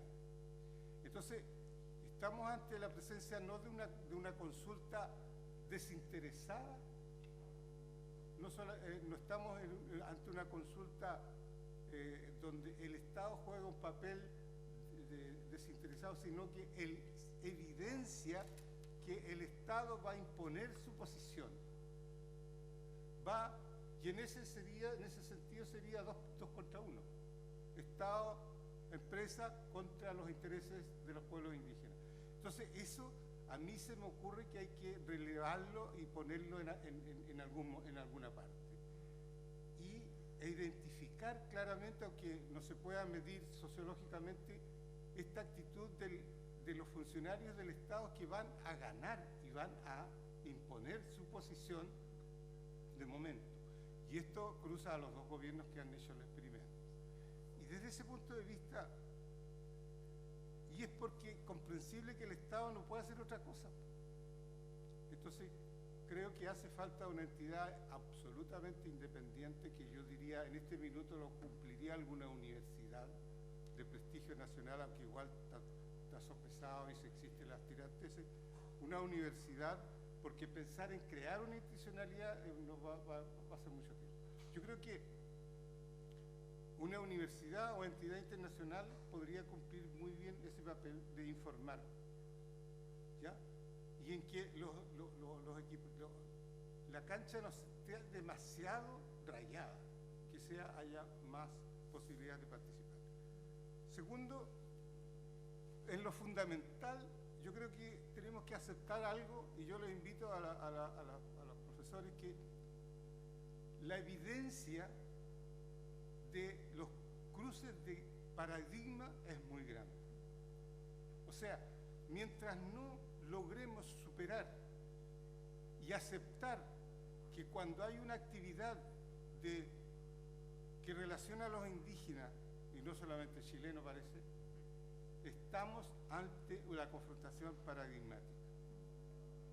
Y también eso te define las posibilidades de éxito o fracaso del evento mismo, ¿no? Porque estamos partiendo. Y el segundo elemento es que también hay que aceptar la diversidad orgánica y de toda índole de nuestros pueblos. Y esa diversidad orgánica tiene que ver con la representatividad regional local. O sea, dicho en otras cosas, o sea, un mapuche de otra zona no tendría nada mucho que opinar respecto a una consulta de los pehuenches de Alto Biobío. ¿Ya? Ahí los de Alto Biobío son dueños y señores de sus decisiones. Pero como el Estado tiene una visión no solamente piramidal, sino que además amplia, porque el Estado también se engaña, cree que habla por todo y no es posible, quiere hacer cumplir a este pueblo algo que ellos no son capaces de hacer. Entonces ahí hay que entender esa diversidad que no es solamente sociocultural, sino de decisiones. Y eso es a todo nivel. Y eso también yo creo que es un elemento positivo que nos permite mantenernos. A la vez que es otro tema, pero es un tema que hay que tener presente, porque esa diversidad es lo que nos permite estar presentes, porque si no... El respecto a la confianza es evidente porque no hay Estado imparcial. O sea, si existe Estado, imposible que sea imparcial. El Estado tiene una función histórica, tiene una función práctica y tiene una función específica. Entonces, no puede ser imparcial. Pero además porque el Estado está determinando los pesos. Y es vergonzoso, porque hay que pelear los pesos para el pasaje, para la alimentación, para la documentación, etc. Es impresionante. Aunque yo comparto, o sea, yo no sé si podría decirse en los estudios, pero la relación que se da ahí es última. Es inimaginable. Entonces, además que efectivamente estamos frente a dos intereses distintos. ¿Ya? Lo que digo antes se confirma en que no hay diferencia, sino que la actitud, la conducta, los medios, definitivamente es a favor de. Y esto tiene que ver también con los intereses, definitivamente con los intereses, porque la empresa siempre va a coincidir con los intereses más apegados al Estado y los intereses de los pueblos indígenas, pueblos originarios, es distinto, es mantener su cultura y desarrollo. Finalmente, quería comentar de que en este proceso lo que se ve una debilidad de relacionamiento, de cumplimiento y de obligación del convenio al Estado. Parece ser que diera lo mismo cualquier resultado porque el Estado a priori va a imponer su posición. Entonces, ahí hay que trabajar, yo no sé a qué nivel, que tenga vinculación más clara. Más que vinculación, que sea una obligación más definida realizar las consultas. Entonces,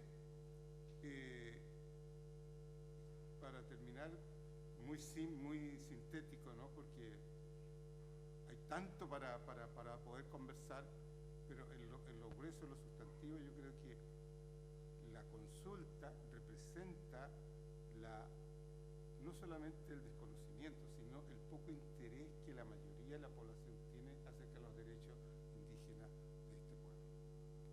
Agradezco el estudio, agradezco la presencia de cada uno de ustedes. Muchas gracias.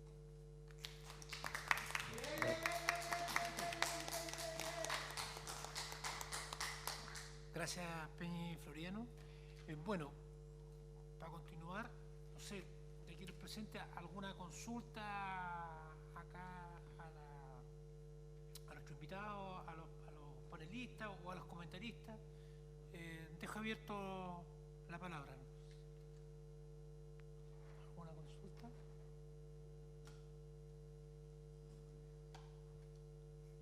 Peña. Yo quería agradecer y estoy muy contento de vuestro informe, pero yo ya lo conocía porque se ha visto en la realidad.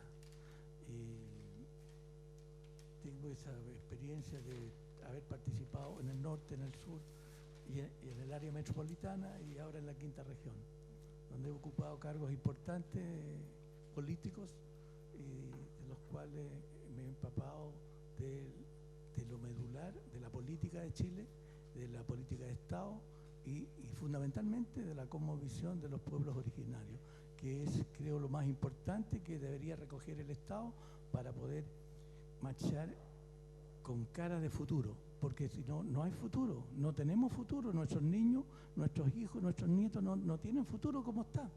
Así que es urgente, y el COP25 lo está manifestando en forma abierta. Es una respuesta a lo que está pasando, que el planeta se está destruyendo por distintas razones, y fundamentalmente políticas. Muchas gracias. Agradezco el estudio, que ha sido realmente fantástico. Gracias, Peña. Mari Compuché, un saludo a todos ustedes. Buenos días. Perdón por haber llegado un poco atrasada, pero también tengo otras cosas entre medio. Pero muy contenta de poder participar, poder escucharlo, poder saber qué piensa cada persona, porque a veces son pensamientos personales. Uno trata de llevar todo, como se dice, y tratar de cooperar de alguna manera, ¿ya? Igual como acá lo decía Miguel Kem, estamos en este momento en una tierra que se está deteriorando por muchas cosas, ya sea por los mismos astros, por las mismas cosas que están sucediendo. Hemos sido golpeados últimamente por muchas cosas, ya sea calor, frío, invierno, verano, que se lo ha confundido todo, porque Chile tenía las 4 estaciones bien marcadas, y si ustedes se fijan, ahora ya no es así. Estamos con una tierra que está pidiendo a gritos que la salvemos. Entonces, de eso se trata, de poder seguir en esto, poder seguir avanzando para poder salvar a lo que viene después de nosotros, porque nosotros somos personas mortales, nacimos y morimos, pero va quedando gente detrás de nosotros. Entonces, a esa gente entregarle el conocimiento, entregarle todo esto es muy importante. Yo le doy las gracias por haberme invitado hoy día y esas serían mis palabras de agradecimiento. Gracias, Lamien. ¿Alguien más? Ella es nuestra machi urbana. Eso. Bueno, yo quería hacer un par de comentarios del estudio. Y primero, obviamente hay una gran falencia por parte del Estado y los distintos gobiernos con respecto a cómo se centraliza la información de las consultas indígenas. Hoy día, si uno va al sistema de evaluación de impacto ambiental, y yo quiero ver un proyecto, yo pincho y entro y veo el historial del proyecto. Su etapa, la presentación, las adendas, la participación ciudadana temprana, todo, la resolución del consejo. En eso, en el caso de la consulta, no está y el estudio lo deja claro. No está.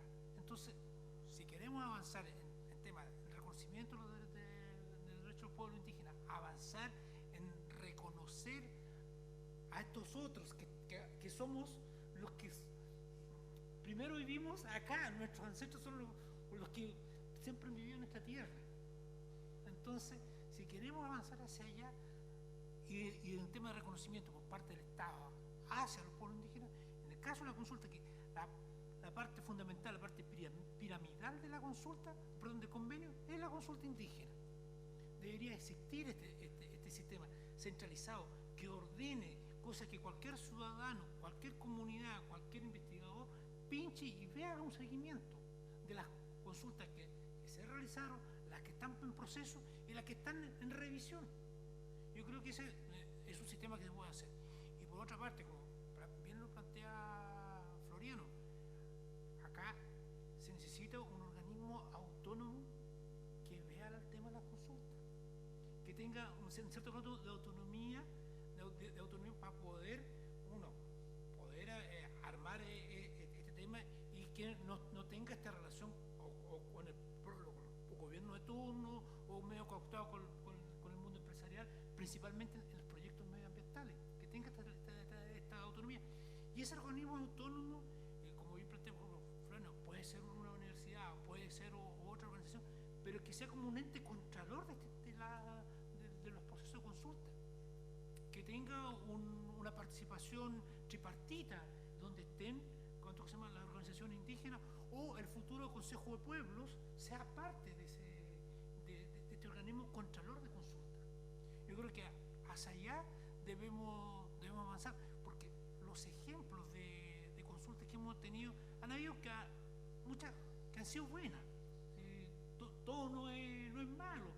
Por ejemplo, la consulta que se hizo respecto al Ministerio de Arte y Cultura fue buena, fue buena experiencia. Reconocía, sí. Sí, buena. La de en Rapanui se han hecho algunas. El MOPE, con algunas excepciones, igual ha hecho algunas consultas buenas. El mismo proceso constituyente indígena para el tema de la nueva constitución también fue una buena experiencia. Y única, y eso está. Entonces, hay cosas que se pueden hacer, pero tienen que hacerse bien.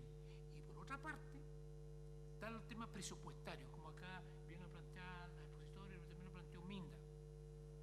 Acá ningún ministerio, principalmente los ministerios sectoriales que tienen incidencia en la población indígena, Ministerio de Vivienda, Obras Públicas, Salud, Educación, no sé si me escapa algo más, bienes nacionales, deben, digamos, tener su unidad indígena establecida, fuerza con la autonomía, que tengan una línea presupuestaria, mínimo una glosa presupuestaria que diga tantas lucas se va a destinar a consulta.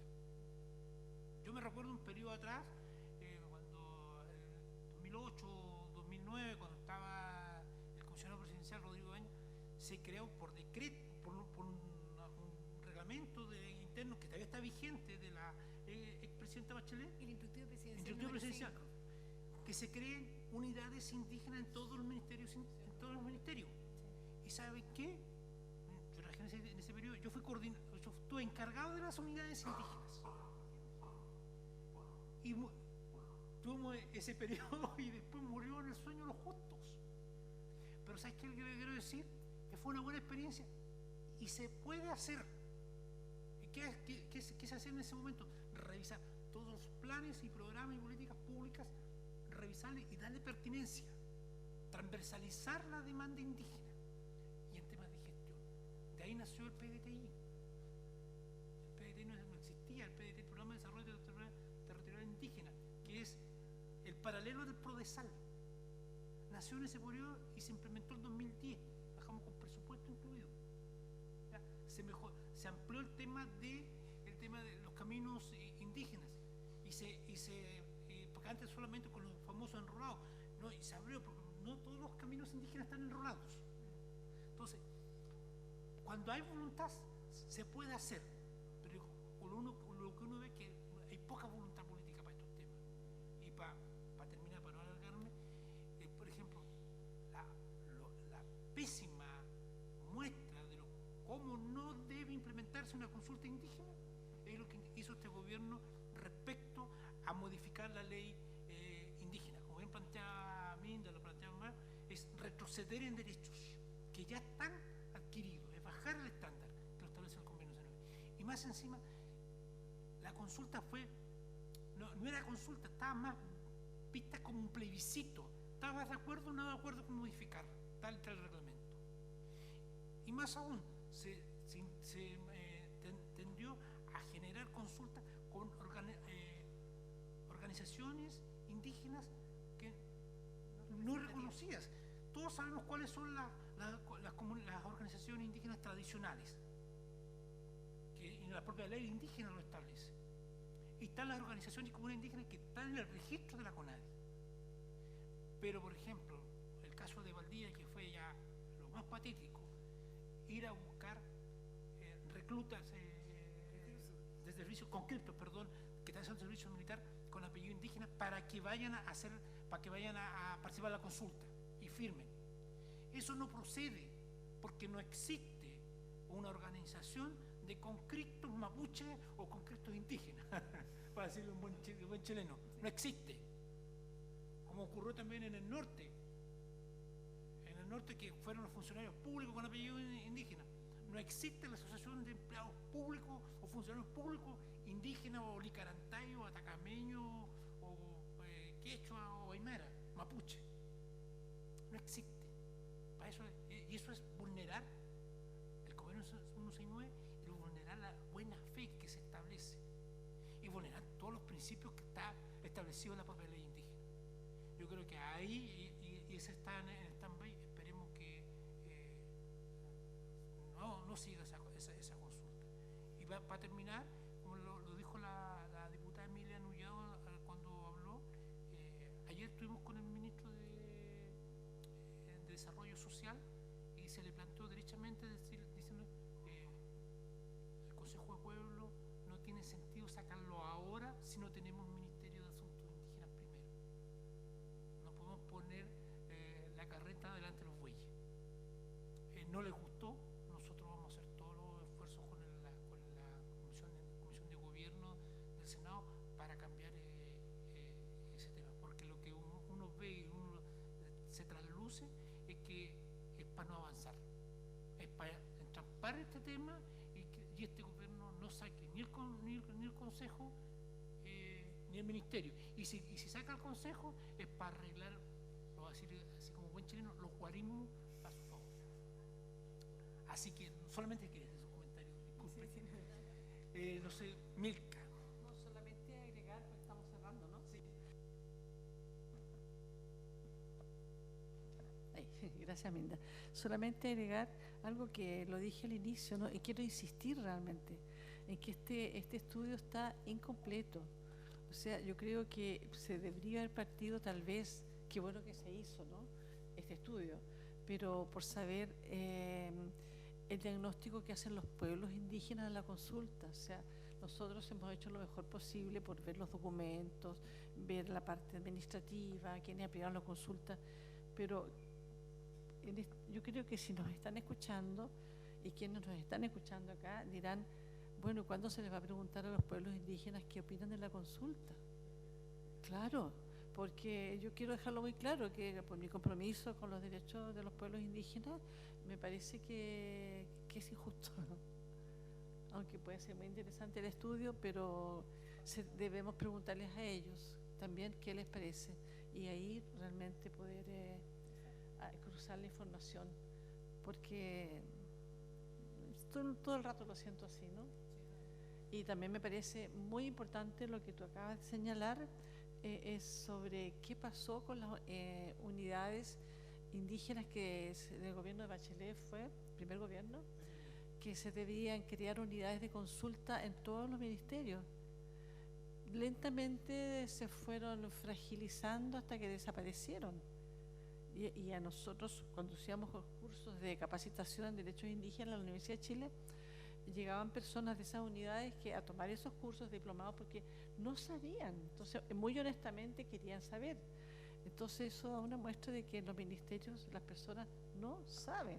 En general la sociedad civil no sabe, pero los ministerios deberían saber. Ahí habría que ser bastante más estrictos. Yo creo que desde el Parlamento habría que mirar esa situación. No es posible que las personas que están a cargo de los temas indígenas no sepan quiénes son los indígenas, quiénes son, cuál es su cosmovisión. Como decía, en la última visita que nos hizo la doctora Nina Pacari, ecuatoriana, magistrado, abogada, excelente mujer, ya es hora de que las sociedades se abran a hablar de dos civilizaciones, no de los incivilizados que tienen que civilizarse con la modernidad. No, paremos eso. Hay dos civilizaciones, las de los pueblos indígenas y la nuestra. Entonces hay que cambiar el lenguaje, pero hay personas que vienen a hablarnos de esos temas acá y se pierden esos grandes discursos y muy bien fundamentados, porque no tenemos una base crítica necesaria para ello, creo yo, con todo respeto, y me asumo a eso. Gracias. Gracias, Milka. Disculpa, del diputado Saldívar, Raúl Saldívar.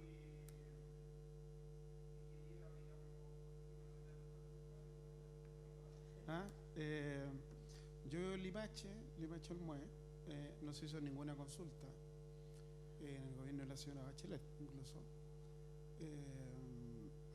un vecino nuestro que era el gobernador firmó y todo, ¿ya? Y esta termoeléctrica de AES Gener, una empresa norteamericana, en realidad israelí, ¿eh? Pero para no digan que es una antisemita, prefiero decir que norteamericana. Y una de las cosas que más me llama la atención que ellos dijeron que gastaban, bueno, entre 200 y 300 litros por segundo y lo iban a bajar a 2 o 3 litros, lo que me parece imposible, ¿ya? Es una broma. Lo otro, el Tratado 169, aparece el 89 en Ginebra, ¿no es cierto? Y bueno, hasta el año 90 todavía existía la posibilidad y una visión social, ¿no es cierto? Ya cuando cae justamente el año anterior el muro, ¿no es cierto? Y se dice que hay un derrumbe del socialismo, ¿no es cierto? Entonces,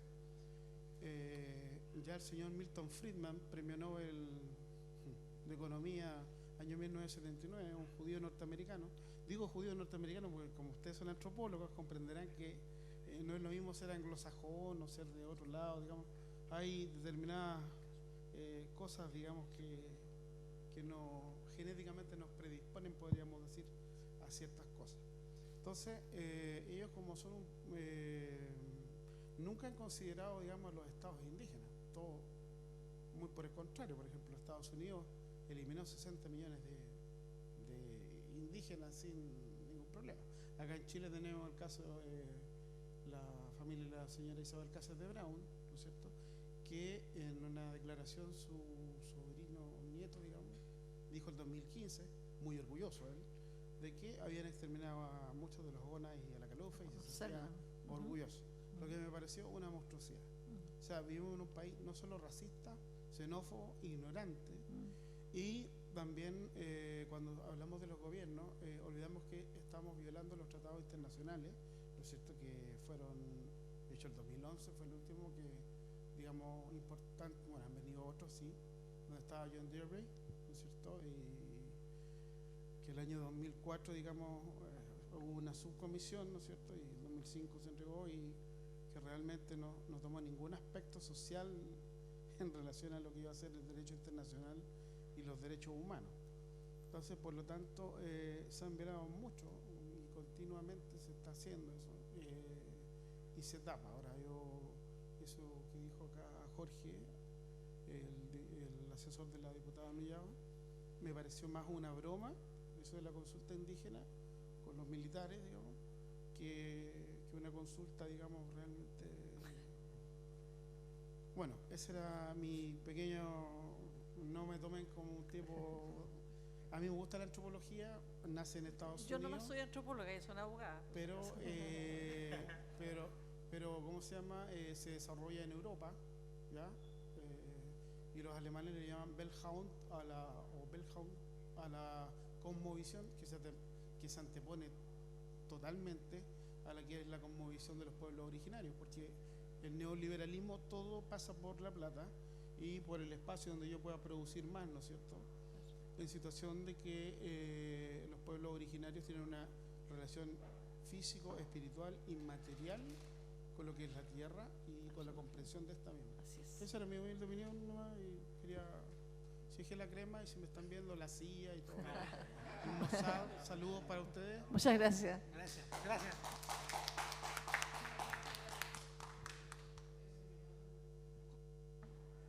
Floriano. Quería agregar dos elementos más.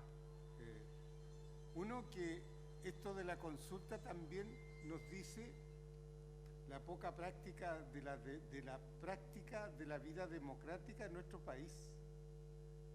Y cualquier diferencia de opiniones la magnifican, y nuestros pueblos son eminentemente democráticos, y todavía hay en algunas partes prácticas de la democracia directa, ¿no?, que tanto asusta, y para nosotros es habitual que estemos en desacuerdo. Eso no significa que estamos ni en guerra ni pelear, pensamos distinto. Eso tiene que ver con la práctica democrática de este país, que lamentablemente, no sé si nunca lo ha tenido, se perdió. Gracias. Bueno,